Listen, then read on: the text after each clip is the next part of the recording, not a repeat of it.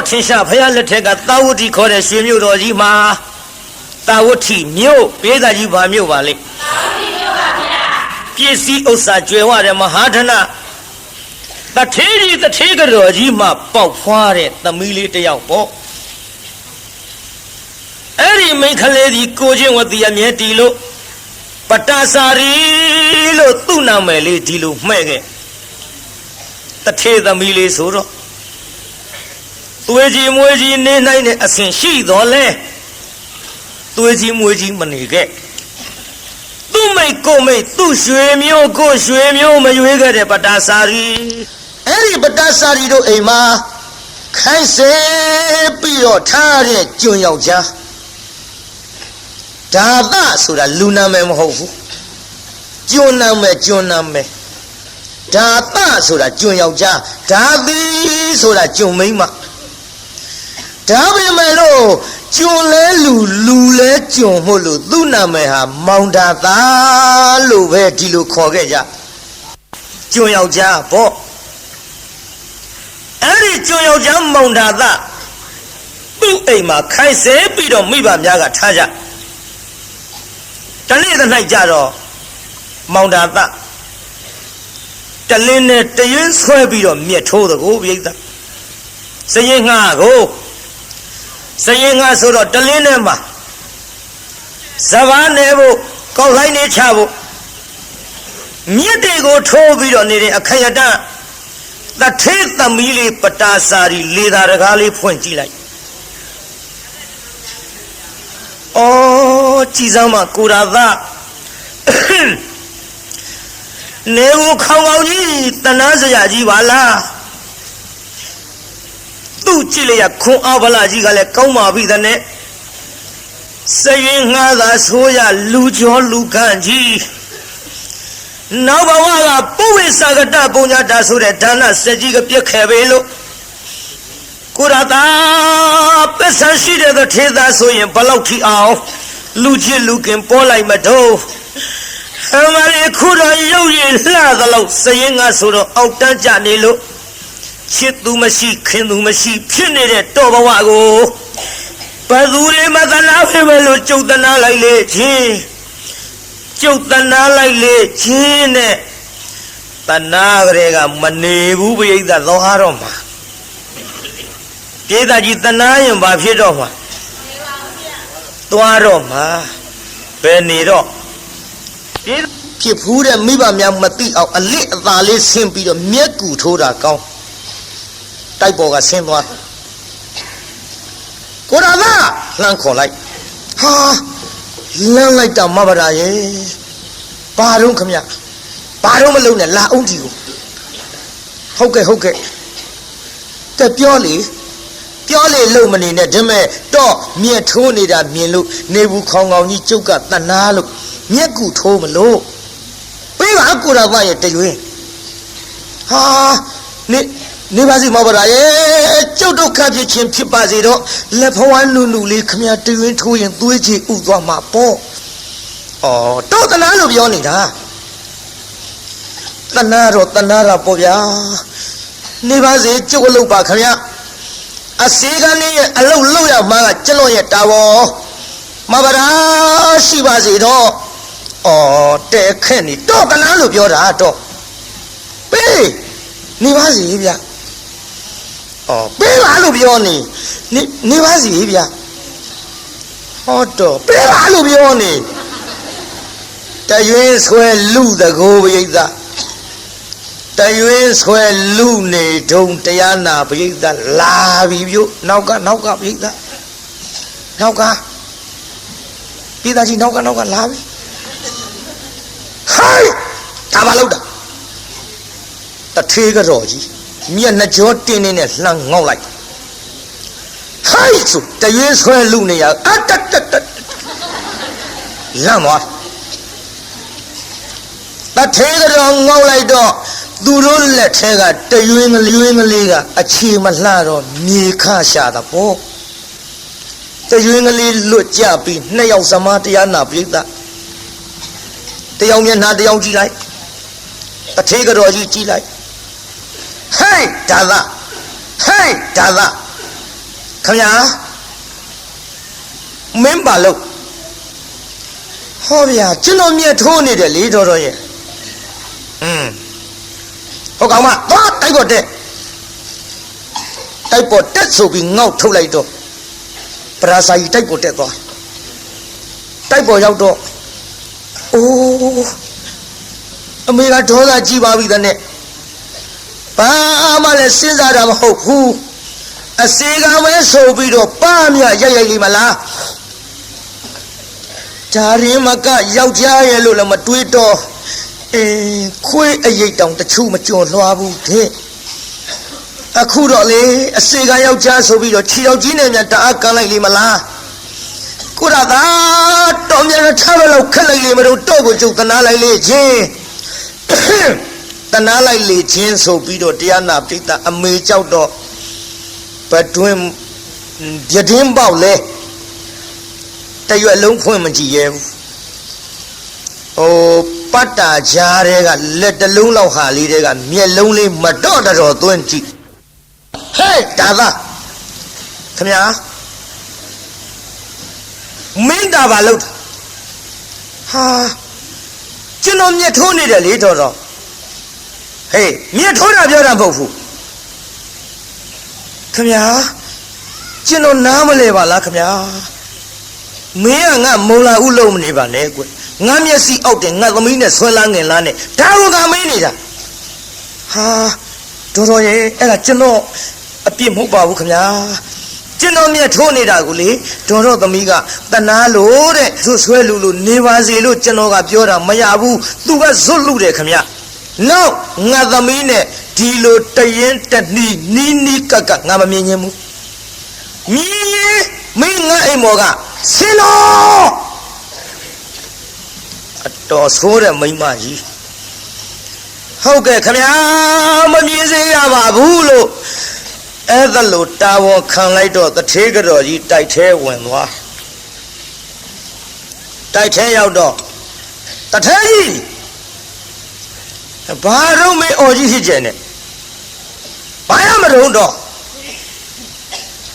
တော်သမီးအကြောင်းတော်သိရလားဒီမဲ့တော်သမီးနဲ့လေဒါသားနဲ့ကပ်ပြီးတော့ဟောဒီမဲ့ကျုပ်မပြောချင်ဘူးနော်တနေ့ကြတော့လေတနေ့ကြတော့သူများတတွေးကွက်ပက်လက်မျောမယ်တော့ဒါကြောင့်ကျုပ်လေတော်သမီးဒီတိုင်းမထားနိုင်ဘူးတော်သမီးဒီတိုင်းမထားနိုင်ဘူးဒီလိုပြောလိုက်တော့ဗရာလေးကအပေါ်ကဟိုတရားနာပိဋကအထက်ဆုံးလေကတိမျက်နှာလေးနဲ့အမိအောင်ငုံပြီးချောင်းကြည့်နေရကတော်သမီးဒီတိုင်းမထားနိုင်ဘူးဆိုတော့တုံသွားဟင်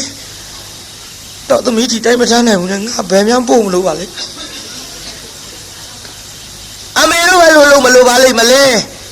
ငါထောင်နေတုံးဒီမဲ့တော်သမီးဒီတိုင်းထိုင်အစေကနဲ့မှားလိုက်မယ်လေရင်ပါပြီးတော့တနေ့မှားမှသေးကြတယ်ဒါကြောင့်ကျုပ်လေဟောတော်သမီးကိုတောင်မြင်ကတထေးသားနဲ့မြန်မြန်ပေးသားမှဖြစ်မယ်အေးလေဒါသမီးမိန်းကလေးမွေးထားမင်းတာဝန်မယ်မှန်တော့မိခင်နေမှန်တော့အယောက်ျားသားလေးဆိုငါတာဝန်မယ်ကွ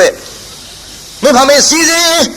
အဲ့ဒါလို့ပြောလိုက်တဲ့စကားကြတော့ပတ္တစာရီလေဘာပြောကောင်းမလဲကဒင်းမောတအားပြေးပြီးတရားနာပရိသတ်ရေကဒင်းမောအာရမောက်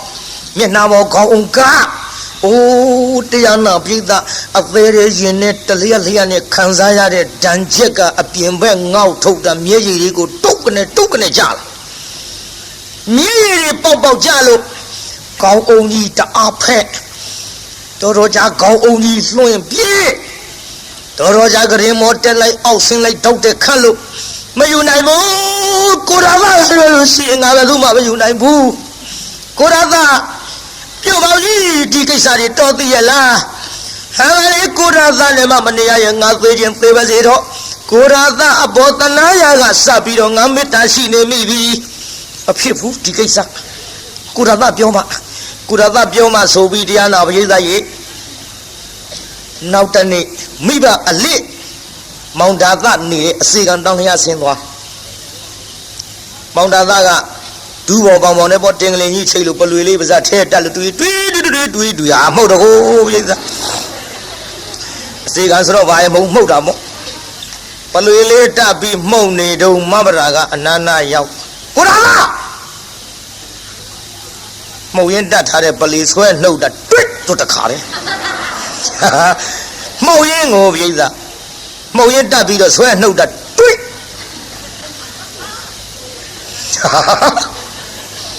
အေးကြမှုတ်ကြည့်ပါလားပလွေကိုကြည့်အခုအဲ့လိုပလွေလေးဆွဲနှုတ်ဟာမဗရာလာပြန်မလားခင်ဗျာခင်ဗျာမေကြီးကကျုပ်ကိုဒုက္ခပေးနေပါဦးမယ်ခင်ဗျာအိုးဒုက္ခပေးကြမလို့ပါဘူးလေအလစ်ကိုဆင်းလာတာဒီမဲ့ကုတာတော့ပြောကြရှိလို့ထားရမှာဟုတ်တော့အင်္ဂလိပ်ရှိလို့ဟုတ်ကဲ့ဆိုထားထိုင်လိုက်တော့မဗရာကအနာနာကတ်ထိုင်မောင်တာကဟိုဘက်တိုးသွားမေဒီမဲ့ကုတာတော့ကကျုပ်ကိုကြောက်နေသလားမဗရာကြောက်လို့တော့မဟုတ်ပါဘူးခင်ဗျာမေကြီးလိုက်ကျုပ်ဒုက္ခပေးနေပါဦးမယ်အိုးမပေးပါဘူးဒီမဲ့ကျုပ်ပြောကြရှိရခတ်သွတ်ပြောမယ်နော်ဟုတ်ကဲ့ကျုပ်ကိုလေဟိုအဖေနဲ့အမေတို့ကတော်နဲ့တလင်းနဲ့တရွင်းဆွဲပြီးလူနေစဉ်အခါတုန်းကအဲ့ဒါကိုမြင်သွားတာနဲ့တနေ့ကျတော့အစည်းကန်းနဲ့တထေသမီးရင်ပါပြီးတော့နီးစပ်သွားလိမ့်မယ်ဆိုတာနဲ့အမေကကျုပ်ကိုလေတောင်းမြင်တထေသားနဲ့ပေးစားတော့မလို့တဲ့တော့ဗျာအဲ့ဒါဘာပြုတော့မဗရာရဲ့တော့ပဲလို့သဘောရမဗရာပဲလို့သဘောရမလဲတထေသားနဲ့တထေသမီးရွှေနဲ့မြနေနဲ့လားတင့်တယ်ပါတယ်မမရဲ့ဒါကြောင့်ဆင်းရဲသားမှမဟုတ်ဖဲနဲ့တထေသားနဲ့တထေသမီးဆိုတော့တိုက်ကြီးတစ်လုံးကနေနှလုံးရွှေပုံကြီးကိုဆန်းရမယ်ဘဝယူလိုက်ပေါ့မဗရာရဲ့ဟောတော့ဒုက္ခပါပဲကြားကြောက်လို့ရှင်ကြီးကိုပို့ဆိုးနေထမရဲ့ဒီမဲ့ကိုရတာကျုပ်ကတထေသားကိုမယူနိုင်ဘူးမဗရာစိတ်ကူးမလွန်းနဲ့မိဘများဆိုတာသားသမီးစင်စီမြင်ရနာလာမြင်နဲ့ခင်ဗျယူလိုက်ခက်တော့တာပဲဒီမဲ့တော့အကူလို့ကျုပ်ကလာတိုက်မယ်နာဒီမဲ့ကိုရတာဟိုကျုပ်ပြောရအောင်မယ်တော့ဒီအစေကန်တန်းလျက်နာဒီနှင်းစီပင်ဘယ်သူစိုက်တာကျွန်တော်စိုက်တာဗောမဗရာရဲ့အဲ့ဒီတော့စိုက်ထားတဲ့နှင်းစီပင်ကနှင်းစီပွင့်ကလေးတွေလေမနစ်သက်ဘူးလားကျုပ်စိုက်တဲ့တစ်ပင်ပန်းမယ်ရေလောင်းပြီးတော့ထားတဲ့ကိစ္စကျုပ်နှစ်သက်လို့စိုက်တာကျုပ်နှစ်သက်တာဗောဒါမဲ့ဒါဖြင့်တော်စိုက်ထားတဲ့ပန်းမင်ကနှင်းစီပွင့်ကလေးသူများခူးသွားရင်တော့စိတ်ထဲဘယ်လိုနေပါဒါလို့ကျလို့ခုတာယူဗောမဗရာရဲ့ဟောတော့ငါတော့သေးချင်တာပဲဘယ်နဲ့ဟာကြီးပါလေဒုက္ခပဲကိုရကဗျာကဲဒီမဲ့မိမစီပြက်တယ်လို့ဆိုချင်ဆိုတော့ကျုပ်တော့ပြောရတော့မှာပဲတော့ကိုမြက်ထိုးနေတာတနာရကအစအခုလေချစ်မေတ္တာရှိနေလို့ကျုပ်တထေသားကိုမယူနိုင်ဘူးကိုရကကျုပ်ကိုတိတိုင်းထားပါနဲ့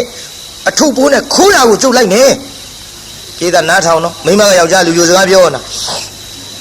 တာတထေသမီးကအစေခံကိုသွားပြောနေတာကျုပ်လိုက်မယ်ကိုရကပဲနဲ့တော့မဗရာမဖြစ်ပါဘူးကျုပ်ခမရကိုမေတ္တာမရှိလို့တော့မဟုတ်ပါဘူးခမရအမေကြီးကျုပ်ကြောက်လာကြီးရဲ့မသိအောင်ထွက်ပြေးမဲ့ကိစ္စလွတ်ရကိုပြေးမှာဘောကူရသားရဲ့ကျုပ်ရှိတဲ့လက်ဝတ်လက်စားနဲ့ယူပြီးတော့လေဒီမှာညတကောင်းကျော်အချိန်မှာတိုက်ပေါ်ကဆင်းရမယ်နော်ဖြစ်ပါမလားမဗရာရဲ့ဘာလို့မဖြစ်မှာလဲတော့ကျုပ်ဆင်းရမယ်တော့ဟောဒီပမေလေးကစောင့်တော့ဗျာမူးနေတာဟဲ့ယောက်ျားမူးနေတာဟဲ့ဒါမဲ့ဗျာမလုံးနဲ့ကိုတာသားဒီနားကစောင့်ကျုပ်ညတော့အထုံးနဲ့ဆင်းခဲ့မှာတော့ခတ်တွက်ကလေးတိုက်ပေါ်ပြန်တက်သွားမောင်တာသားစဉ်းစားတယ်ဒါသားညတော့ဆင်းလာတော့မှာငါဘယ်လိုလုပ်ရပါမတုံးဖြစ်မှဖြစ်ပါမလားဗျာဖြစ်ပါမလားဆိုတဲ့မောင်တာသားတကယ်တမ်းဆင်းပြီးလိုက်တော့မယ်ဆိုတော့တရားနာပိဋကကြီးနေဝင်ကလေးကအဲ့ဒီပန်းမယ်ရောက်ဖြစ်ပါမလားတဲ့အခုပန်းမယ်နေဝင်ကလေးကရောက်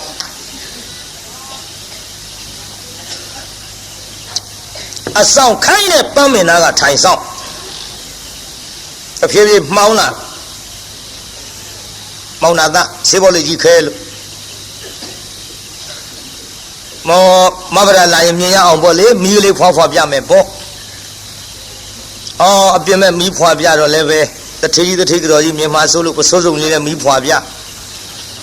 ပြောင်းမှုပဲဆိုရင်ဒီကောင်ဒုက္ခပဲ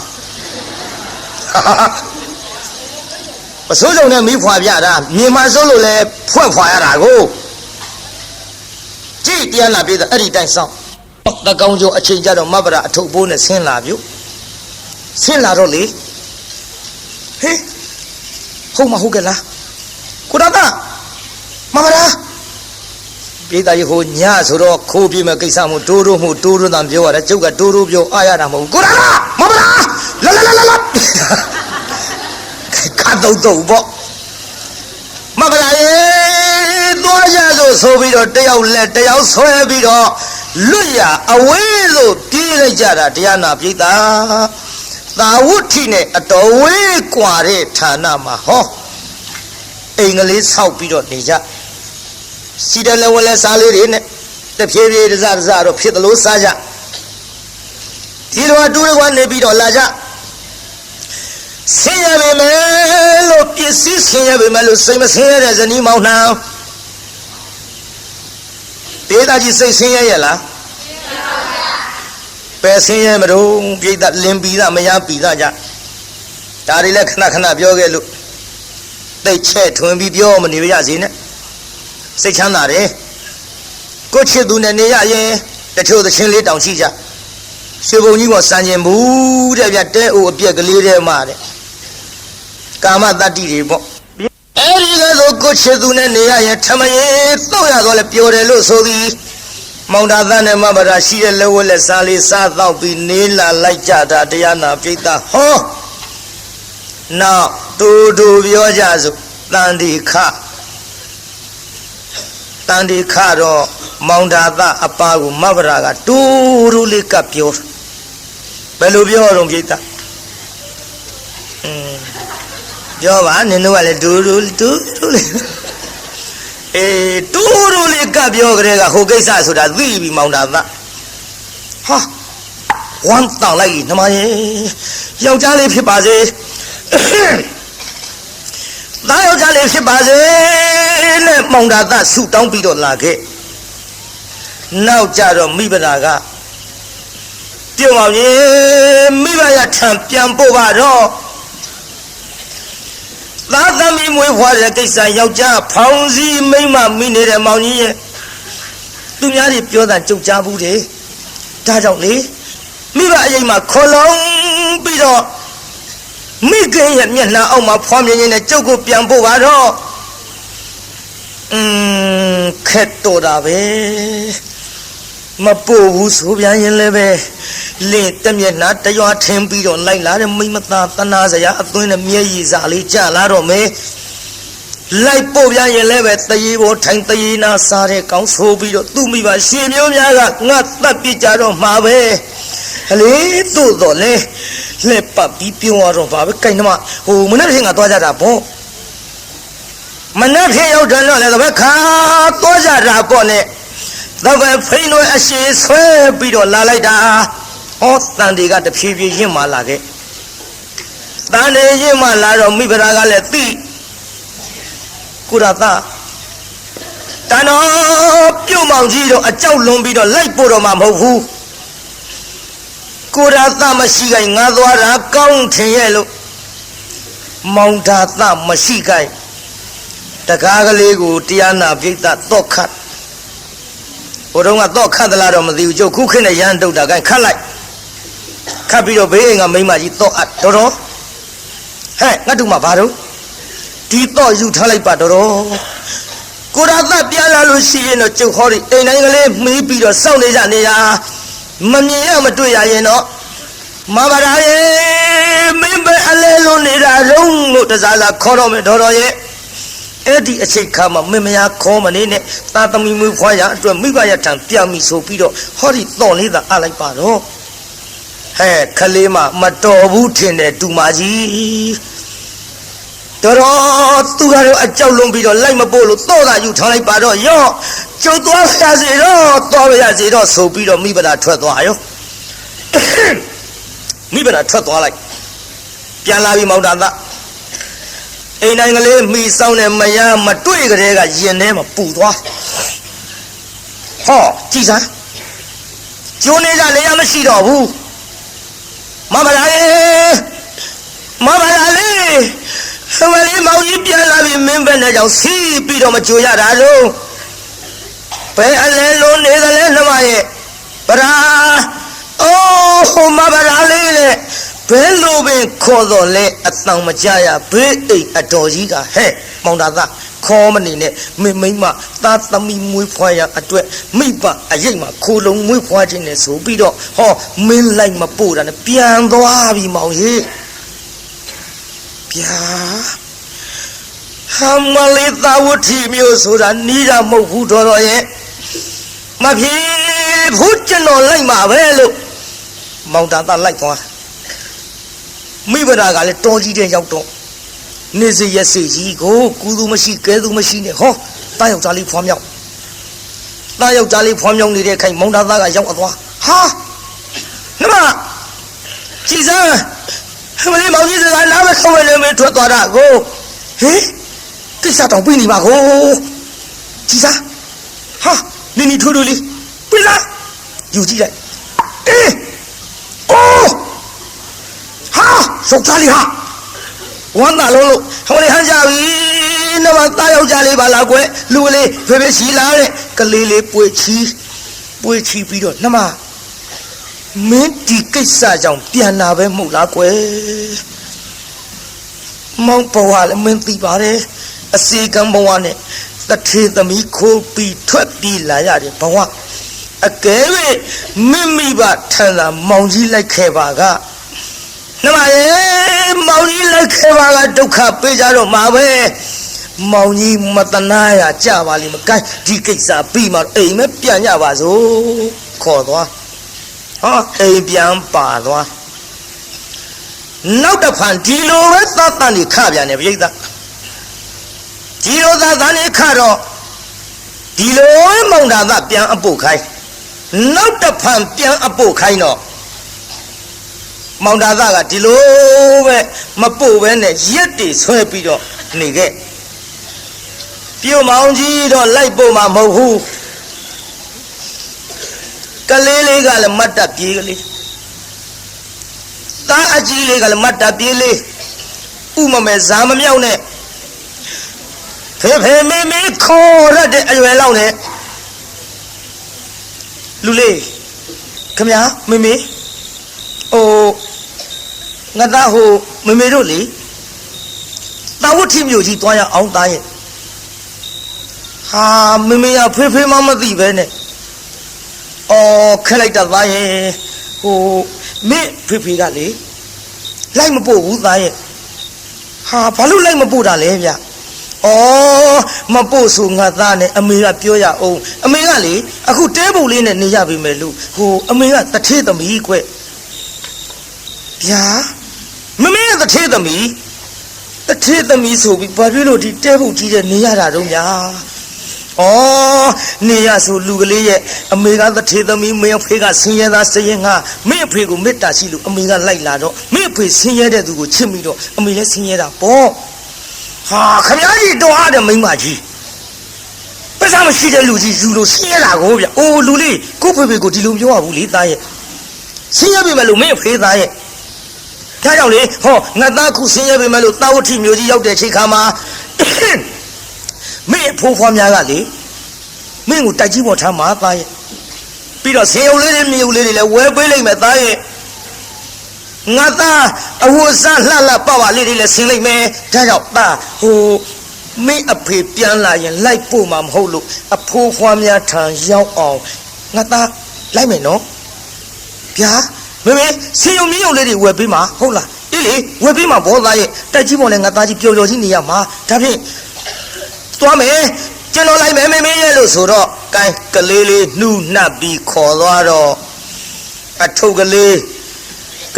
ခေါင်းမော်တင်းလို့တကားလေးပိတ်ကလေးလေးလက်ကဆွဲလို့လူလေးအမေထုတ်ပေးငါသားကိုအမေညောင်းတဲ့ခါလဲချီမပေါ့တခါလဲငါသားကချီချင်းလျှောက်အောင်နော် အမေမလဲမင်းရဲ့ညီလေးလားမသိနှမလေးလားမသိနှစ်ကိုတစ်သက်ကြီးမို့ဘာရဲ့သွားကြစို့ဆိုပြီးတော့ဘေးအိမ်အတော်ကြီးတော့အပ်ပြီးအရင်တစ်ပတ်လိုပဲထွက်ပြန်တယ်ကိုပြိဿအဲ့ဒီလိုထွက်သွားလိုက်တာတော်ကြီးတဲ့ရောက်သူ့ကုသိုလ်ကံကဆိုခြင်းတော့ကံဆိုးမှသွားရမိုးလိုက်လို့ရွာဆိုတဲ့ကဲ့သို့ဟောစနေတော့ရခန်းကငကားကိုဂလုံးဖမ်းတယ်လို့လေလီချမ်းကြီးထားလာလေလီချမ်းကြီးထားလာတော့မိဘရာတောကြီးတဲ့မှာတယောက်ထဲကုသူမရှိကဲသူမရှိနဲ့ကံမစလေးကနှင်တော့လူလေးမမေငါသားတီနာခဏနေအောင်နော်မမေလေးမမေဝင်းတဲ့ကနာလာပြီသားရဲ့ဟုတ်ကဲ့သားရဲ့မင်းညီမလေးလားနှမလေးလားမသိမွေးဖွားရအချိန်ကြပြီနဲ့တူတယ်သားရဲ့အမေမျက်စီတွေတောင်ကြည့်မကောင်းဘူးသားရဲ့ငါသားတီနာနေအောင်နော်ဟုတ်ကဲ့မမေကြာကြာကြီးမနေနဲ့နော်ကြောက်တယ်ဗျာအေးခဏလေးပါသားရဲ့နော်ငါသားတီနာနေရင်အထုပ်နဲ့ကလေးထားပစ်ခဲ့ထားပစ်ခဲ့ပြီးခြုံစာကလေးနာရောက်တော့ဟောသားယောက်ျားလေးဖွားမြောက်ပြန်ပြီပြုသားယောက်ျားလေးဖွားမြောက်ပြီးတော့မိုးတွေကလည်းတအားစွာချလိုက်တာပြိဿတာမိ၃ယောက်ဒုက္ခဖြစ်လို့အောက်ကလက်သီးစုပ်လောက်ကြောက်ခဲလေးတွေခင်းအဲ့ဒီပေါ်ဒုက္ခလေးတွေတင်းလို့အဲ့ဒီပေါ်အဝေကလေးထားသားငယ်ကလေးအဲ့ဒီပေါ်သိမ့်သူ့ခန္ဓာကိုယ်ကိုတော့လေးပဲထောက်လို့ချီမိုးပေးတဲ့ပမာဏသားငယ်ကလေးမိုးမရွှဲရလေအောင်သားကြီးလေးကလည်းအထုပ်ကြီးကောင်းမော်တင်လို့ဘယ်လုံလိုက်မတုံးပိဋကအဝတ်ထုတ်ဆိုတော့ရှိသမျှရေတွေကတစိမ့်စိမ့်ကောင်းမော်ကစီကြနှခမ်းလေးများမွဲချမ်းရှာလုံးလို့သားရဲ့မေတို့ဒုက္ခဖြစ်ပြီးသားရဲ့မောင်ကြီးပြုတ်မောင်ကြီးကိုထားသားအဘိမောင်ကြီးစကားကိုနာမထောင်လို့ကျွတ်တို့ဒုက္ခရောက်ပြီးမောင်ကြီးရဲ့နဲ့ခိုက်တုံးလို့တမ်းပြီး၃ယောက်စလုံးချမ်းရရှာလုံးလို့ဒီထဲမောင်သားကလည်းတုံးစီတွေကပြန်အလားဟာကြည်စမ်းမရှိပြန်ဘူးအိမ်လကားကြီးလည်းသော့ခတ်ထားပါဘောလားတန်တော်သွားပြန်ပြီနဲ့တူရဲ့သွားပြန်ပြီနဲ့တူရဲ့လမ်းဒုက္ခဖြစ်ကြတော့မယ်ဒုက္ခဖြစ်တော့မှထင်တယ်တော်ရဲ့ကြည်စမ်းပါဗျာဟိုစနေတော့ရခန်းကငကားကိုကလုံးဖမ်းတယ်လို့ဟိုလေးလေးဒီကြီးကလည်းထလာပြီမိုးတွေကလည်းမဲလာပြီဗလာရဲ့မင်းတို့သားမီး၃ယောက်လမ်းနဲ့ဒုက္ခရောက်ကြတော့မှပဲမောင်ကြီးမနေဘူးလိုက်မယ်ဆိုပြီးတော့ဟောဓမ္မလေးခါထိုးပြီးတော့လိုက်သွားလိုက်တာကြည်မြင်ကွင်းမလှဘူးဟာလူလေးဖေဖေမလီငါသားနှခမ်းနေမြောက်မဲလို့ချမ်းလာပြီဟုတ်ကဲ့ဖေဖေအထုံကြီးတွေကရည်တွေကလည်းကျုပ်ပေါ်အကုန်စီးကြတယ်ဖေဖေရဲ့ကွယ်ကြည့်စမ်းမိမိပဲသွားတော့အမေဟောသစ်ပြောင်းမှာကလေးမွေးနေဗျဟင်ကြည့်စမ်းလမ်းနေဒုက္ခရောက်ကုန်ပြီဒီကလေးကလည်းချမ်းလာပြီတခါမိဘဒစီပြေးကြည့်လိုက်တော့ဟေးခွေးမကြီးပမာဏလေးပဲထောက်လို့အောက်ကကြည်စမ်းကလေးတယောက်နမကိုရတာပိစာဆိုပြီးကလေးလေးကောက်ကြည့်လိုက်ဟာအော်ယောက်ျားလေးပါလားကွယ်အရေးတဲ့ဒုက္ခဖြစ်နေရကသားယောက်ျားလေးဆိုတော့ပြုံးနိုင်ရှိနိုင်သေးတယ်ကိုပိဿဟာမလေးယောက်ျားလေးပါလားနမဝမ်းသာလိုက်တာဒါပေမဲ့လို့မင်းဒုက္ခဖြစ်တာမောင်ကြီးစကားနားမထောင်လို့မိတ်လှကြည့်လားဟိုမှာကြည်စမ်းသားကြီးလေးနှခမ်းလေးလည်းမဲလို့ချမ်းရှာလာပြီအေးပတ်ပြီးတော့ဒုက္ခရောက်ကုန်ကြတော့မှပဲကိုရသားပြီးတော့မှရိုက်တန်ရိုက်ပန်ပေါင်းကြီးအပြစ်တင်တာတွေနောက်ထားလို့ကျွတ်တို့တမ်းပြီး၃ယောက်အချမ်းပြေအောင်လေမြင့်မြေစာလေးဆက်ပြီးတော့မိဖို့ပေးပါတော့အေးရော့နမဒီကလေးယူထားမောင်ကြီးတော့မယ်နော်မကြဘူးခဏလေးထင်းမြင်းမြေစားရှားလို့မောင်ကြီးမိဖို့လို့ပေးမယ်နှမရဲ့နေတော်လို့ဆိုပြီးတော့မောင်သာသဓမ္မရိုလေးနဲ့ထွက်သွားလိုက်တောင်ပေါ်ကြီးတစ်ခုနာရောက်သွားတယ်တောင်ပေါ်ကြီးနာ မျက်မြေစာထင်းချောက်ရှောက်ပြီးတော့ရှာလိုက်တာဘယ်မှမတွေ့တောင်ဘိုကြီးနားရောက်သွားတော့တောင်ဘိုးပေါ်ပေါက်နေတဲ့မြက်များကတော့ရေစိုးနေလို့တောင်ဘိုးအတွင်းမှာဝင်ပေါက်နေတဲ့မြက်ချောက်ကလေးတွေမီးပွေးလို့လွယ်အောင်ခုတ်မဟဲ့ဆိုပြီးတော့ဓမ္မညာဘက်လက်ကကင်ပြီးတော့တောင်ဘိုးအတွင်းပေါက်နေတဲ့မြက်ချောက်ကလေးတွေလှမ်းနှိုက်လိုက်ဆိုတခါလေငွေဟောက်ကြီးထွက်လာငွေဟောက်ကြီးထွက်လာတာဟေးဟမ်မလေးဆိုပြီးတော့နောက်ဆုံးနဲ့ကြိုက်သေးဘူးငွေဟောက်ဆိုတာဒေါသဖြစ်နေပြုံးနဲ့ကြိုက်ဖြစ်တာမဟုတ်ဘူးခိုးတွေမှုတ်ထုတ်တာဒါကတော့မျက်စိဘာမှမြင်ရတော့ဘူးမွေစိတ်တွေမျက်စိထဲရောက်သွားပြီငွေဟောက်အဲ့ဒါလို့တရားနာပြိတ္တာဒေါသဖြစ်ပြီးတော့ပပြင်းကြီးခွက်လို့ဟေးငါမျက်စိတွေလည်းမမြင်ရတော့ပါဘူးဗရာရေပေါင်းကြီးမင်းတို့သားမီး၃ယောက်ဆံမလို့လှုပ်ပြီးတော့ပြန်ရပါမထုံးဘယ်လိုလှုပ်ပြီးတော့ရောက်အောင်လာရပါမထုံးနဲ့မောင်တာသလေသားမီး၃ယောက်ထံသွားခြင်းလို့လက်ကလေးနဲ့ဆန်းပြီးတော့သွားလိုက်တာဘယ်သားမီး၃ယောက်ထံပြန်မရောက်ဘူးမွေဟောက်ကြီးစီလျှောက်သွားမွေဟောက်ကြီးနာရောက်တော့လက်ကလေးနဲ့သွားပြီးအထိလိုက်ခေါက်ကနေစလှမ်းပေါက်လိုက်ပလဲလောင်လဲလို့မလေးတောင်မထဲနိုင်ဘူးလဲသွားပြင်းတယ်လေမွေဟောက်ကကြီးတယ်အမလေးဆုံးအောင်မអော်နိုင်ဘူးလဲသွားလူလွတ်လို့နမရဲ့မိဗရာရဲ့မင်းတို့သားမီး၃ယောက်ထောင်ပေါင်းကြီးဘယ်လိုနည်းနဲ့မှပြန်ရောက်နိုင်တော့မှာမဟုတ်ပါဘူးမောင်ကြီးခေါ်လာတယ်မင်းတို့ကြားတော့မယ်မဟုတ်ပါဘူးသားတို့တောင်မအားရအောင်အဖေပဲကြည့်လိုက်ရပါလားဟဲ့မလေး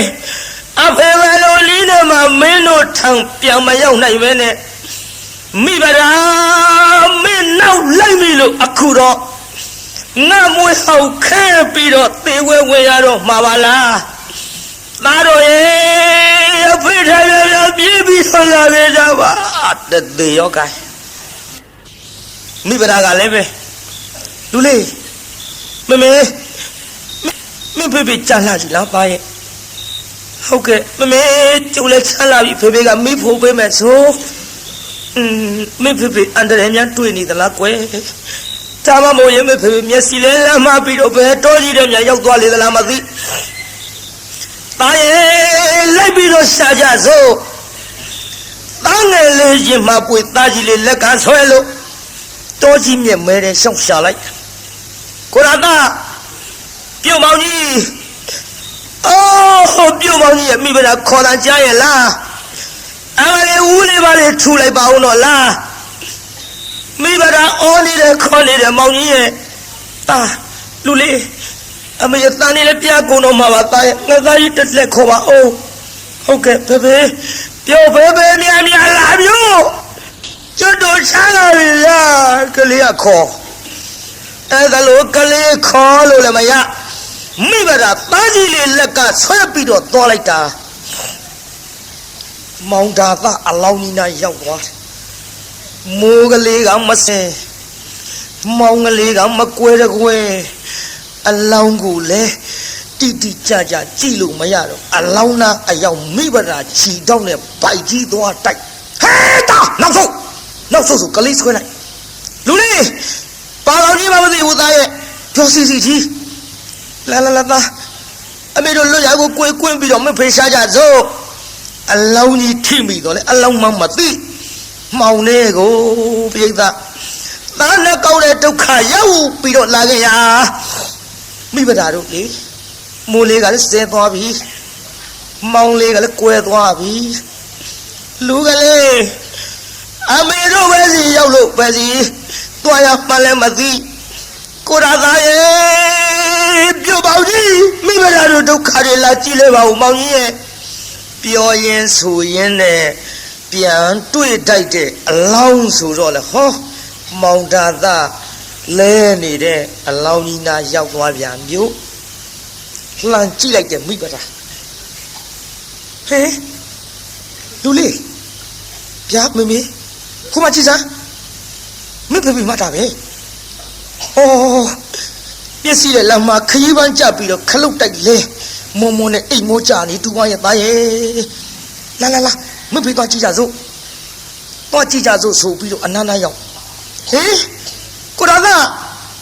ပြုံမောင်ကြီးအဲ့ဒါအိမ်မောင်မြကြနေလေသလားကြည်စမ်းမောင်ခေါ်လို့လည်းမရပါလားလူလေးအဲ့ဒီတော့ထိုင်သားရဲ့သားငယ်ကလေးအဝတ်ကလေးနဲ့ထွေပြီးတော့ဘေးနားမှာချကိုရာကပြုံမောင်ကြီးမလေးအကွက်ကွက်တင်ညုံမဲလို့ကြည့်လို့မကောင်းပါလားမောင်ကြီးရဲ့မောင်ကြီးဘယ်လိုအဲ့ဒါလည်းတွေ့ပါလိမ့်မထုံးလို့နောက်လှဲ့ကြည့်လိုက်တော့တောင်ပူကြီးမြင်ရဟင်ဖေးငါချစ်တဲ့တိုက်ဟုတ်ပါပြီဒီနားမလဲတောင်ပူကြီးနဲ့ဟာမလေးပြုံမောင်ကြီးမွေးဟောက်ခဲလို့သေဝဲဝင်ပြီထင်ပါရဲ့ကိုရတာပြုံမောင်ကြီးမိမလားခေါ်နေတဲ့ထူပါအောင်တော့လားမောင်ကြီးရဲ့မျက်နှာလေးလှမ်းကြည့်လိုက်တော့အိုးမျက်စိတွေကလည်းကွက်မဲပြီးတော့အမလေးမွေးစိတ်တွေတူပါရဲ့ပြုံမောင်ကြီးဒုက္ခဖြစ်နေပါဘောလားအသက်မရှိရဲ့ပြင်မောင်ကြီးရဲ့အလောင်းတောင်လှလှပါမမြင်ရပါလားမျက်နှာလေးပေါင်ပေါ်တင်မဲစီလေးလှုပ်ပြီးတော့ခဏခေါ်ဘယ်လိုမှခေါ်မရဘဲနဲ့မိဘကခမငိုရှာတော့ကလေးလေးကပြုတ်ဖေခမအိတ်လာကြီးလားထားတော့လေဖေအမေငိုနေတယ်ဗျာအမေငိုနေတာခမမသိဘူးလားအခုအမေငိုနေတယ်မိကိုထားပြီးတော့ချော့ပါအောင်တော့လားအိတ်လာကြီးလားခမထားလေးနဲ့လူကလေးမိအဖေလူစိမ်းငါကြီးအိတ်တာမဟုတ်ဘူးတာရဲ့ပထသောအိတ်ချင်းနဲ့အိတ်တာကွယ်မြင်ရလားဟိုမှာတောင်ပေါ်ကြီးမိအဖေမွေဟောက်ခဲလို့အကွက်တွေညုံမဲပြီးတော့သေဝဲဝင်ပြီလူအလေးဆမေဖေတမရှိတော့ဘူးအဲ့ဒါလို့လဲပြောလိုက်ပါလေရောကလေးကအလောင်းမော်ပြစ်လဲဖေကျတော့ဖိုး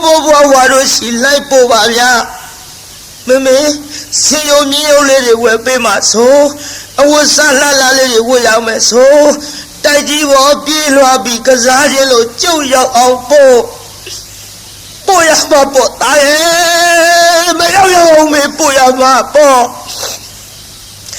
ငါသားတို့နဲ့အမေသာဝတိရောက်အောင်တော့သွားရမှာပေါ့ဒါပေမဲ့လို့လူစိမ်းခါကြီးတို့တော့မလိုက်နိုင်တော့ဘူးသားရဲ့ကိုရကပြုံမောင်ကြီးအမလေးမိဘတော်ဘယ်လိုလုပ်ပြီးတော့ဖြေရပါမတော့ဒါကလေးမကြခဏပြင်မရနာကြွရပါဘော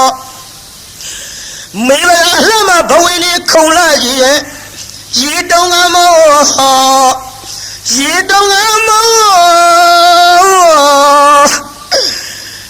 ငိုရှာတကူပြိတ္တာကိုရတာကျုပ်ပဲလို့ပြီးတော့ဖြေရပါမလို့မောင်ကြီးရဲ့မောင်ကြီးနေရခဲ့ပြီးတော့ဟောဒီတော်ကြီးတောင်ကြီးတဲ့တယောက်ထဲလူကလေးဒီလိုငိုနေကြလို့မပြီးဘူးမိခေဖေကိုတစ်ခက်ကလေးတွေချိုးအုပ်သားရဲ့ကလေးကတစ်ကိုင်းလေးတွေချိုးလာတစ်ခက်ကလေးတွေအုပ်နောက်မိဗလာကမျက်နှာပဝါလေးလွှမ်းလို့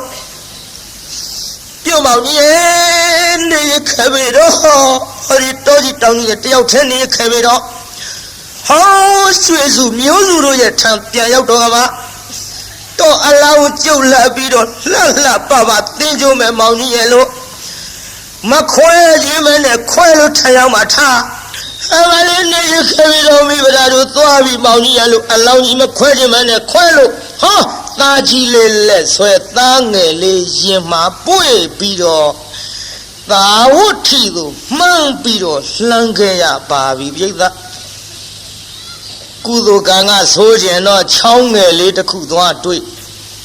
ချောင်းကလည်းတရားနာပြည်တော်မိုက်တရောထိုက်တရောအကုန်လုံးမျောပြီးတော့ရေစည်းကတန်မာပြီတဲ့မောစရကြုံညာမှာပေါ့လားလူလေးအိုအမေလေးငါသားတို့နှစ်ယောက်ကိုဟိုဘက်တခါတည်းမပို့နိုင်ဘူးသားရဲ့ဟုတ်ကဲ့မေမေဘယ်လိုလုပ်မလဲကျွတ်တို့ဟိုဘက်ဘယ်လိုလုပ်ပြီးတော့ကျွတ်တို့ဟိုဘက်ဘယ်လိုလုပ်ပြီးတော့ကူရုံမေမေရဲ့ငါသားဟိုခဏနေအောင်နော်ငါသားဒီနာထိုင်ဟိုမင်းကြီးလေးအမေခဏထားပြီးရေထဲဆင်းကြည့်အောင်မယ်သားရဲ့ဟိုဘက်ရေနဲ့သလားတိမ်သလားဆင်းကြည့်ရေကရင်စိုးလောက်ထိရက်ကန်နဲ့ပြန်လာလူလေးမြင်ရလားရေဒီအမေရင်စိုးထိတယ်သားရဲ့ရင်စိုးထိတဲ့ရေတွေကိုအမေပဲလေးရဲ့လည်းငါသားတို့နှစ်ယောက်တခါတည်းမပို့နိုင်ဘူးဒါကြောင့်ငါသားဒီအထုပ်ကလေးယူထားနော်မင်းကြီးလေးအမေဟိုဘက်ကန်သွားပြီးတော့ပို့မယ်သားရဲ့ဟုတ်ကဲ့မေမေနဲ့ပြန်ခဲ့နော်ရေတွေကအော်နေတဲ့မေမေကျုပ်ကြောက်တယ်ဗျာရေတွေကတဝဝနဲ့မေမေအော်နေတဲ့မေမေကျုပ်ကြောက်တယ်မြန်ပြန်ခဲ့ခဏလေးပါသားရဲ့မေသွားမယ်နော်ကလေးလေးပွေပြီးတော့တခါတည်းရင်စိုးလောက်ထိတဲ့ရေကိုလွတ်အောင်လေဘင်းသားထိအောင်ကပ်မပြီးတော့ရက်ကန်နဲ့သွားဟိုဘက်ကန်းစာရောက်တော့အဝတ်ကလေးနဲ့ထွေးပြီးကလေးလေးခြုံစသိပ်ပြီးတော့သားကြီးလေးကိုခေါ်မလို့ပြန်အလားရေလေကောင်လေးရောက်ပါလေရောတစ်ပင်မော်နားနေတဲ့သိန်းစွန်ကြီးတကောင်ကသားငယ်လေးသားတစ်ထင်မှတ်ပြီးတအားချီတုပ်ပါရောဗျာဟောသိန်းစွန်ကြီးမလေးကိုကျိုးနေပါဘောလားကိုကျိုးနေပါဘောလားတာရဲ့လူလေးအမေစီခုံချလေးရဆက်သွေးဆက်တန်းချနိုင်လိမ့်မတော့အမလေးရဆက်သွေးဆက်တန်းဒုက္ခပြစ်တဲ့မိမကိုနေမသနာလို့တသားလေးခုလို့ချီတာလားဟဲ့သိစွန်ကြီးဟာမလေးငါသားလေးချပါတော့လားလို့လက်မြောက်ချီမြုံနဲ့လက်ခုတ်လက်ဝါတီးပြီးတော့ခြောက်လိုက်တာလေဟောကန်းစားထားခဲ့တဲ့သားကြီးလေးကသူ့လက်ရခေါ်တာမှတ်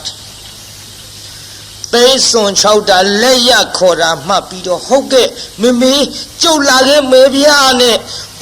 အထုပ်ကလေးကောင်းမော်ရွက်ပြီးဆင်းရောပြို့ဟဲ့လူကလေးမဆင်းတဲ့သားရဲ့အမလေးအမေရင်စိုးထိတဲ့ရင်မင်းမလို့လုပ်ပြီးတော့မိပါမတော့သားရဲ့မင်းကိုအမေခေါ်တာမဟုတ်ဘူးသိစွန်ကို6တာသားဟဲ့မလေးမဆင်းနဲ့မလာနဲ့လူကလေးရဲ့လို့ပြောမရတော့ရေကိုရင်နဲ့ဖိပြီးတအားကူလိုက်တာဟောသားအကြည်မြုပ်ပြီးအထုပ်သာတွေ့လိုက်ရပါဗျာခွေရိုင်းလို့ရေထဲကမနေတဲ့ဟိုဘက်ကန်းစာရောက်တော့ကိုရာသားရဲ့ပြုတ်ပေါကြီးတော်သားတွေပါအပါခေါ်သလားမောင်ကြီးရဲ့ဟိုလေးကြည်စားပါဦးကိုတယောက်တည်းသေးရွာကိုမသွားပဲနဲ့တော်သားတွေတော်ချစ်လို့ခေါ်သလားဟောဒီဒုက္ခကောင်ပါကြီးပါအပါခေါ်ပြုတ်ပေါကြီးကျုပ်လည်းမနေရခဲ့ပါစေနဲ့မလေးကျုပ်ဒုက္ခဖြစ်ပါဝလားမောင်ကြီးရဲ့ဒီမလေးအမေရဲ့ချောက်ခွေပြီးတော့သေရကြီးရဲ့အလေးနဲ့ကန်းစားမှာတရားနာပြိဿငိုးနေတုံပြုံးနဲ့ဟောအဖိုးကြီးတယောက်ရောက်လာဟေးဟဲ့ခလေးမ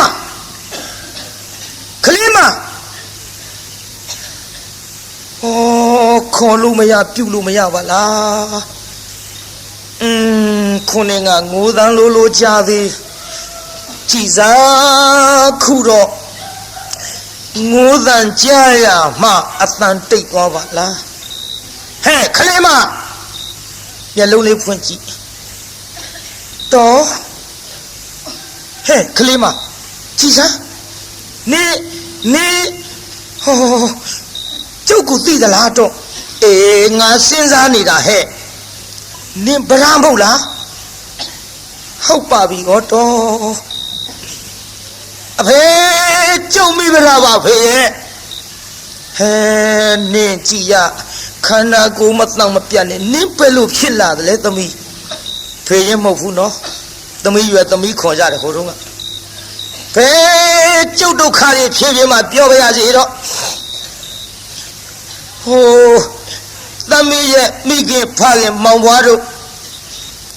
အရင်တုန်းကလို့ကြက်တည်းမပြတ်ပြားပဲနဲ့တိုက်ကြီးပေါ်မှာပျော်ပျော်ကြီးရှိကြပါရဲ့လားခလေးမနင်းဒုက္ခဖြစ်လာတာနင်းကိစ္စတွေငါအခုမိဘများအကြောင်းပြန်ပြောင်းပြီးတော့ပြောလိုက်မယ်ဆိုရင်ရေနဲ့ရဝါကူတူဖြစ်တော့မှာပေါ့ဟိုဒါလားဆိုတဲ့ကောင်ကြီးရောကိုရသလားဖေရဲ့ကိုပဲကန်းစားတော်ကြီးတဲ့မမွေးကြိုက်လို့သေးခဲ့ပြီဖေရဲ့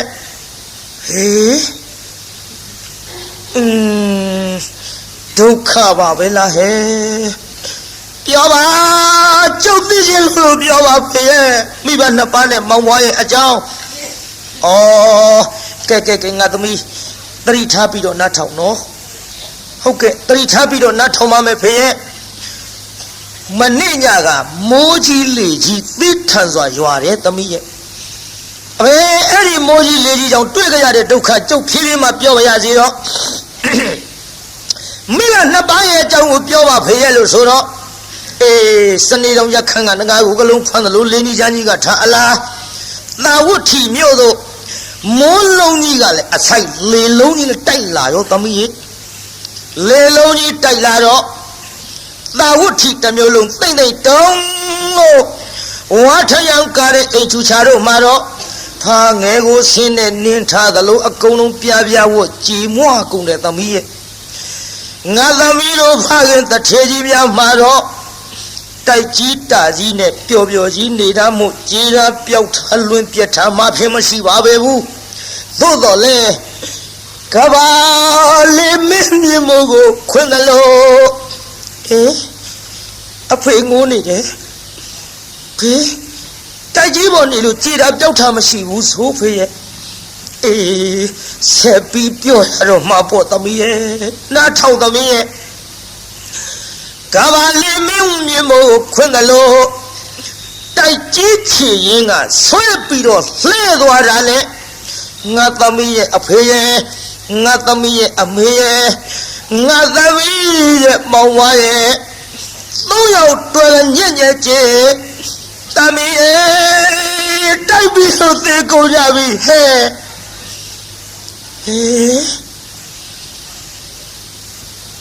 သေကုန်ကြပြီအဲ့ဖေရိုမရှိတော့ဘူးသေကုန်ကြပြီလားဖေရဲ့သမီးလေးပြောရင်ဆိုရင်လစ်သွားပြီတတိလစ်သွားပြီတတိလစ်သွားတော့ဟာဖယားငါပြောမိတာဒုက္ခများကုန်ပြီနဲ့တူရဲ့ဟဲ့ကလေးမဗရာသမီးနဲ့မွေးစီလေးလှုပ်လို့ခေါ်လိုက်မျက်လုံးလေးပွင့်လာတော့ပြုံးဗရာပြုံးလာပြီပြိဿသမီးဘာသမီးတို့ကိုဒါမသမီးဖေနော်ဖေသမီးရဲ့ဘာဖေတို့လူကမွေကိုက်သေးဘယ်ငါမွေကိုက်မှာတော့သမီးဘာလို့ရှောက်ပြောနေတာတို့ဟောအဖေတိခမဖေတိခမကျုပ်ပါလေပြောမိတော့ဖေရဲ့ကျုပ်မိဘမောင်ဘွားတိုက်ပြီလို့သေုံနေမှာကအာမလေးကိုရသာဟိုပဲကန်စားမွေကိုက်လို့သေခဲ့ပြီဖေရဲ့ကိုရသာနဲ့သားနှစ်ယောက်ရတယ်ဖေရဲ့ဒါတော့သေတာထားဖို့ကလေးနဲ့ဝယ်ပြစ်ထားခဲ့တော့ဟဲ့ကလေးမပြစ်မထားခဲ့ပါဘူးဖေရဲ့သူ့အကြောင်းနဲ့သူနေရခဲ့ကြပြီဖေရဲ့မိဘရာကုသိုလ်ကံဆိုလို့ဟောဒီကံစားကိုကူးပြီးတော့တန်ငယ်လေးကိုခြုံစားသိသားကြီးလေးကိုပြန်အခေါ်သိစွန်ကသားငယ်ကိုတုပ်လို့လက်ရပြီး၆တော့သားကြီးလေးကသူ့ခေါ်တဲ့မှတ်ပြီးတော့ရေတဲ့ဆင်းအဖေလိုက်ပြီးတော့ဆဲတော့လေအထုပ်သားတွေ့လိုက်ရတဲ့ဖေရဲ့အဲ့ဒါမိဘရာဒုက္ခတွေကြီးစားကြီးရဲ့ဟဲ့တပီသတိထားငါသမီးတဏှာကြီးရဲ့တားကြောင့်နဲ့ငါမပြောရှင်ပါဘူးလို့ပြောရဲ့သားနဲ့တတိထားသမီး တရိထားဆိုဝီဒီမရပါဘူးနောက်တစ်ခါကြီးတစ်လှည့်နဲ့ပြုံးလာပြန်ပြီဟင်ကိုရသားဟဲ့သမီးဖေနော်ဘာဖေတို့တော့အသက်ကြီးနှုတ်ခမ်းမွေးတွေပေါက်လို့ပြုတ်ထုတ်တာဆွဲနှုတ်ဟာကလေးမနာလိုက်တာသမီးရဲ့သမီးတရိထားဟင်ဖေဒီခမ်းမဖေဒီခမ်းမဖေကျုပ်နောက်တစ်ခါကြည့်တဲ့လေအဖေမသေးတဲ့ဒီဒုက္ခတွေကျုပ်အေးမဲ့မဟုတ်ပါဘူးဖေရဲ့အတော်မွေးတွေကျုပ်လက်ထဲတဆုပ်ပါစီသမီးရဲ့ကဲသမီးတရိထားနော်ဟဲ့ဒီမှာတာဝတိမျိုးမှာရွှေကြီးမျိုးကြီးတထေးကြီးရဲ့သမီးမို့လို့ငါသမီးလည်းဘယ်သူမှပြစ်ထားမယ်မဟုတ်ဘူးငါသမီးတရိထားလို့ပြောရင်ဆိုရင်လည်းအဖိုးကြီးရင်ဝင်တဲ့ကနေပြီးတရားနာပြီးတာဖြတ်ချုပ်မတ်တရဖိုးကြီးမျက်လုံးပြူသွားမျက်လုံးပြူရောပေါ့အခုခမည်းတော်ဝင်နေတာဂွန်းထမိန်ဟိုတုန်းကဗျံထမိန်ဆိုတော့ထမိန်ကြီးဖြန့်ပြီးနှစ်ဆကောင်းပေါ်ဝဲလို့လေတံခွန်လွှတ်တဲ့အတိုင်းဟဲစုံကြီးဟဲ့ဖိုးကြီးပြူသွားတယ်မျက်လုံးသမီးကြည့်မကောင်းဘူးဒီလိုမလုံးနဲ့သမီးဒီလိုမလုံးနဲ့မရဘူးတရားနာပရိသတ်ကြီးခုံပေါက်ပြီးတော့တွတ်ချအောင်ယူလို့မိုးပေါ်မှာလေဝဲလို့ရေထဲကလက်ထခုံတော့တတိကလေးရတဲ့ခါတိုင်းသားနှစ်ယောက်လည်းသေခဲ့ပြီလင်းလည်းသေခဲ့ပြီဖေမေမောင်ဝါလည်းသေခဲ့ပြီကျုပ်တနေတဲ့6လုံးပြည့်လိုက်ရတဲ့မိမကြီးမို့လင်းလည်းမရှိအဖေလည်းအမေမရှိလို့ကျုပ်ကိုတနာကလေးကြည်စံဝေးကြပါတော့ပေးကြပါတော့လို့ဒီလိုငိုရင်ရိုးရင်နဲ့ကျွတ်ချိန်တန်လို့ထင်တရားနာပြိဿဟောမြတ်စွာဘုရားတရားဝဲကြီးနာရောက်သွားပြီပြုတရားဝဲကြီးနာရောက်တော့ပဓာတတိလေးလည်းရလာပဓာနဲ့ကျွတ်ခွင့်ကြုံမင်းနဲ့တူရဲ့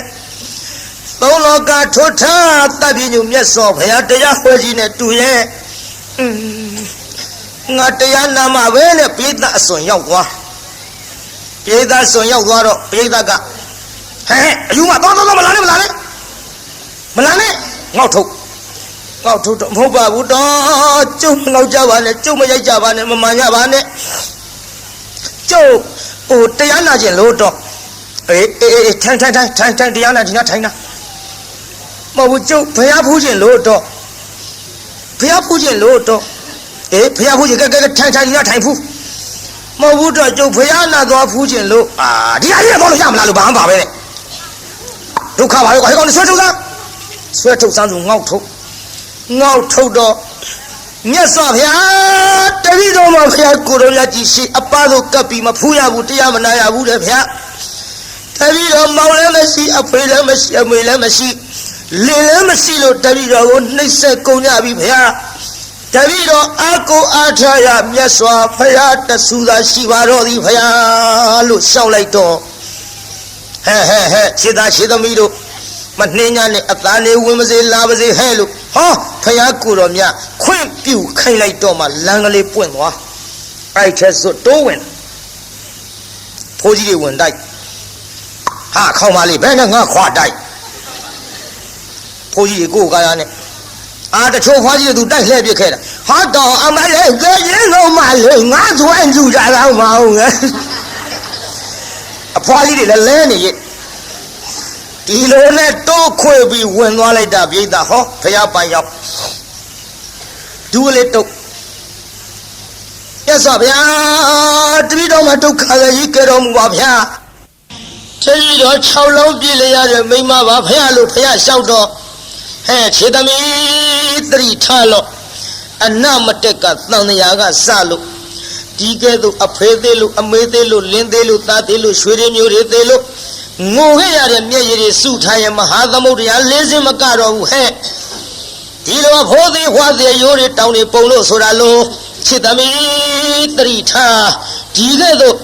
လင်းနေသားတွေသေးလို့ဘဝတိုင်းငိုခဲ့ရတဲ့မျက်ရည်စုထားမယ်ဆိုရင်ဖြင့်ဟဲ့ခြေသမီးမဟာသမုဒ္ဒရာ၄စင်းမြမကတော့ဘူးဘယ်နဲ့ကြောင့်သတိမေ့လျော်နေပြီတနည်းလို့မြတ်စွာဘုရားကိုယ်တော်မြတ်ကြီးကဟော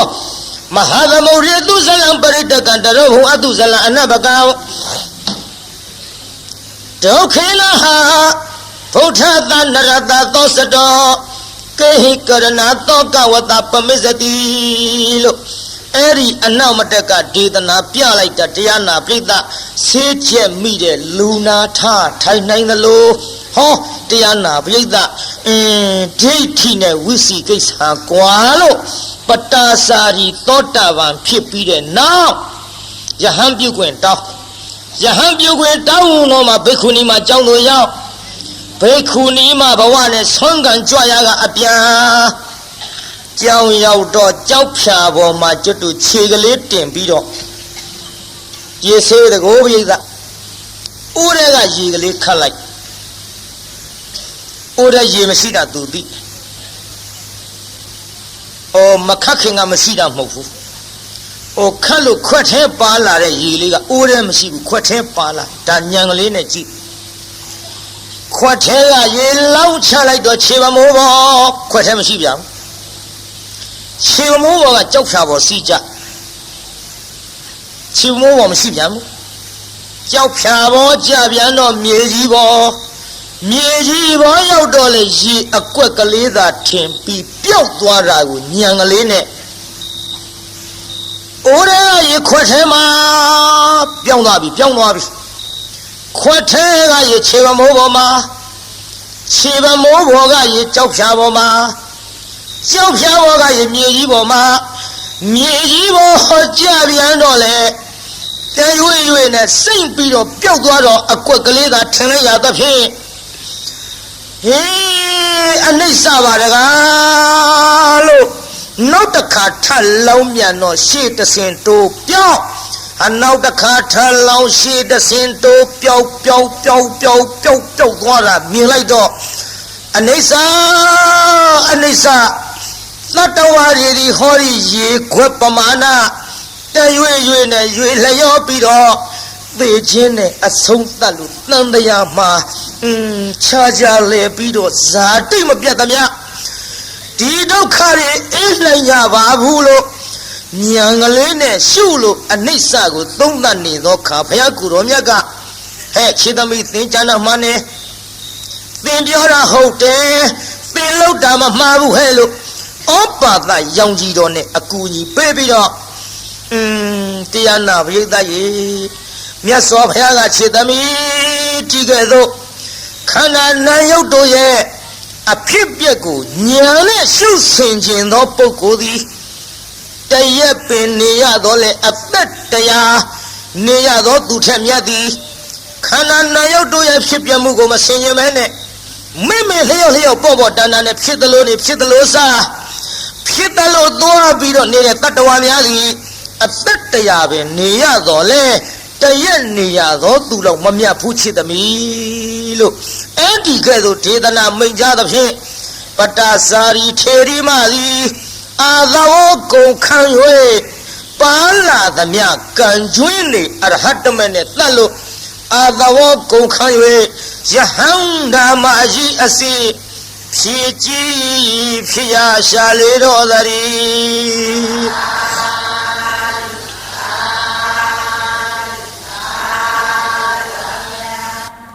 ယဟန္တာမကြီးဖြစ်ပြီးတဲ့နောက်ဟောကျွတ်တို့ဘုံမို့ထိုးတာမြတ်စွာဘုရားလက်ထက်တော်အခါကဝိနည်းအရာမှာတေတရရတဲ့ဘိက္ခုနီမှာတပါးကိုအားကြပြီးတော့မြတ်စွာဘုရားတဲ့ဘုရားတပည့်တော်မသည်နောက်ပွင့်လက်တဖြစ်သောဘုရားတဆူဆူရဲ့ခြေတော်ရင်မှာဘုရားတပည့်တော်သည်ဝိနည်းအရာမှာဖြင့်တေတရရပြီးတော့နိဗ္ဗာန်ကိုဝင်ဆိုင်ရပါလို့ဤလို့သူတောင်းခဲ့တဲ့ဆုအတိုင်းမြတ်စွာဘုရားကိုယ်တော်မြတ်ကြီးကခြေသားတို့ခြေသမီးတို့ယဟန်မိမ့်မရဲ့မှာဝီနီးတတ်တဲ့နေရာမှာတော့ဟောဒီပတ္တာစာရီထေရီမသည်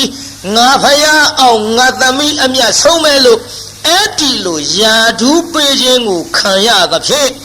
သာဝတ္ထိမြို့သူဖြစ်သောပတ္တာစာရီသည်သောတာပတ္တိဖို့ရောက်၎င်းနောက်အာသဝကုန်ခန်းလို့ယဟန္တာဖြစ်၍ဝိနည်းအရာမှာဧတရရသော ပတာစာရီထေရီမာကြီးကိုအကြောင်းပြု၍ဟောသည်တကဘာလုံးမှာမြတ်တတာချမ်းသာကိုစိတ်မြဲပါစေအလုံးရလေးညကြွရောက်လာကြတဲ့တရားနာပိဋကကြီးချမ်းသာကြပါစေအလုံးကုန်ရလေးညကြွရောက်လာကြတဲ့တရားနာပိဋကကြီးကျမ်းမာကြပါစေကိုင်းအိမ်ပြန်ပို့ကြပါစို့အတ္တကေဟေပြောသမျှဟောသမျှတွေကသဘောမကြပဲအပြစ်တွေလည်းရင်ရှိရင်နေဖုံမုံစိတ်တွေပြစ်ပြသီးသီးသောမိမိတို့အင်္ဂါဌာနသို့နိဝတ္တတို့သီးခံရတာပြန်ကြပေတော့နိဝတ္တတို့မေတ္တာရေးဘခါဖြောင်းလိုက်မယ်ပြစ်ပရာတွေဝေးရကမြန်းစီရောစေတရာဆွေကလျှောင်းပြီးကိုစိတ်နှပြချမ်းသာစွာဖြင့်မှန်စွာမနေပြန်ပါလေတော့ပြန်ကြစေကုန်သတည်း